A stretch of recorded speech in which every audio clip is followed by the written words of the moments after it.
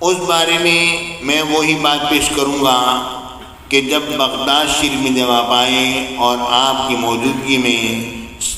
یہ 100 علماء نے آپ کا امتحان لینے کی ٹھان لی کہ بخاری نے محمد بن اسماعیل بخاری نے جگہ جگہ پر اپنا چرچا کیا ہے، آج ہم بھی ذرا دیکھتے ہیں 100 حدیثیں لی، ہر حدیث کی سند دوسرے کے متن سے ملا دی اور پھر امام بخاری کو بٹھا لیا اور ہر محدث نے 10 حدیثیں پیش کیں، تو یہ 10 محدثین وہاں پر موجود تھے اور انہوں نے حدیثیں پیش کیں، تو امام بخاری ہر حدیث کے جواب میں کہتے تھے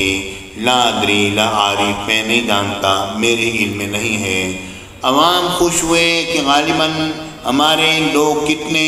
زبردست متباہر عالم ہیں کہ بخاری جیسا آدمی کہتا ہے کہ میں ان حدیثوں کو نہیں جانتا ہوں، مگر وہ اندر سے سمجھ رہے تھے کہ اب کیا ہونے والا ہے۔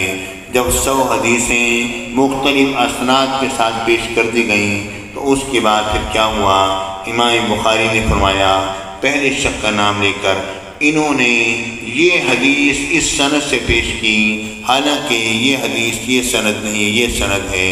ہر ایک کی صحیح سند کے ساتھ اس حدیث کو روایت کر دیا اور جو مزور اور جعلی سند تھی اس کو ذکر کر کے اس کو کالعدم قرار دے دیا۔